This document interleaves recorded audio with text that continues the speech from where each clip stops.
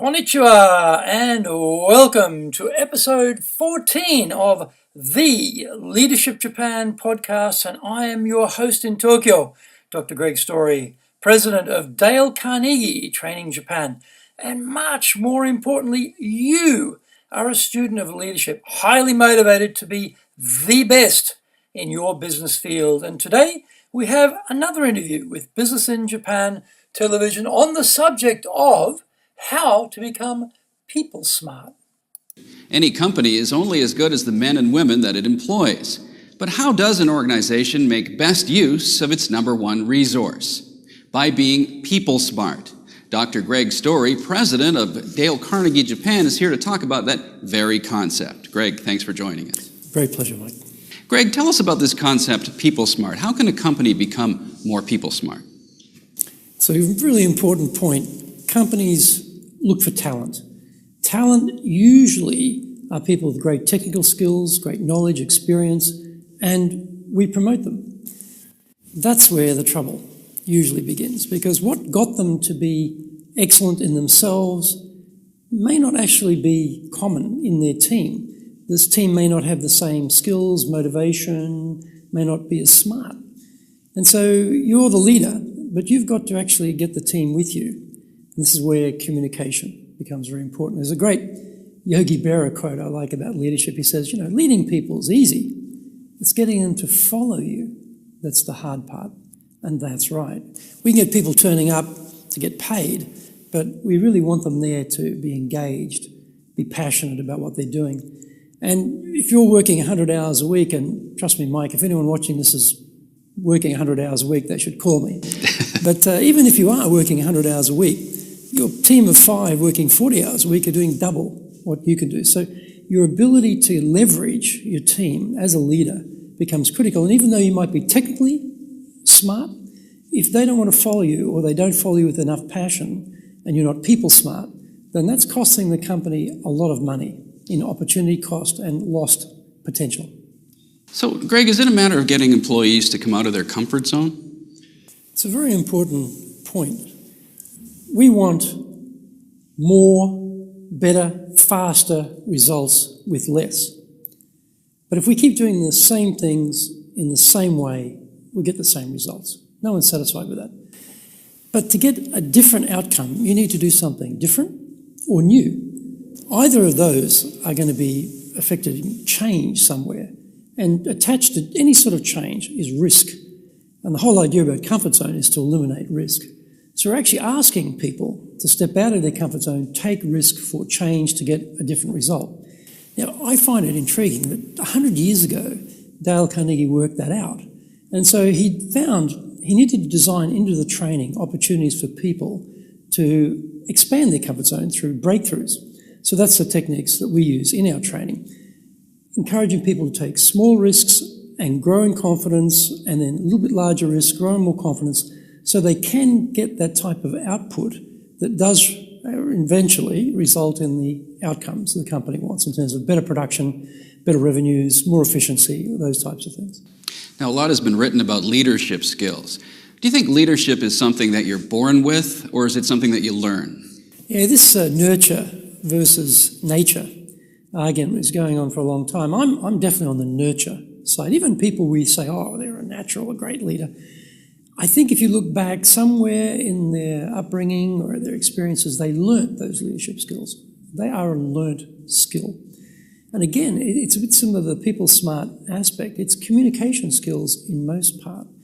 If you understand the motivations of the people who are working with you, if you're a good communicator, if you can get people focused on having the common and same goal, then life gets a lot easier as a leader. So let's talk about those basic leadership skills. How do you train somebody to be a leader? Well, you need people to see their people as individuals. The old days of the sort of football, halftime, locker room, rah-rah type of thing are well and truly gone in the sports world. So why would you even think about it in the business world? Each individual has got certain motivations. How well do you know your people? How well have you articulated the goals of the organisation? I often go to companies and I ask the teams, you've got a vision, mission, value statement on the wall here. What does it say? Actually, I take it off the wall and turn it around so they can't read it, and they can't repeat it for me. So what does that say? It says that the leadership have not sufficiently articulated the outcomes they want to the people who are supposed to deliver them. So as a leader, are you clear with your team on what you're trying to achieve with your group? Are you communicating that in a way that they care? Are you touching points in their motivation that make them engaged to want to help? Are they coming up with ideas themselves without you asking? Are you able to delegate to people so that you're not the one doing all the work? Now, Dale Carnegie does a lot of sales training. What is important in motivating sales personnel? Well, salespeople are usually motivated by money, so your structure of the sales system is very important. And if you want to have pure commission, everyone looks after themselves, expect no teamwork. If you want teamwork, then having everyone share in the group achievement works much better. And usually I think in business today, having that type of group pull together, share information, help each other works much better. The other thing with salespeople, ironically, is usually they're not trained. And this is not just Japan, this is around the world. They are not trained.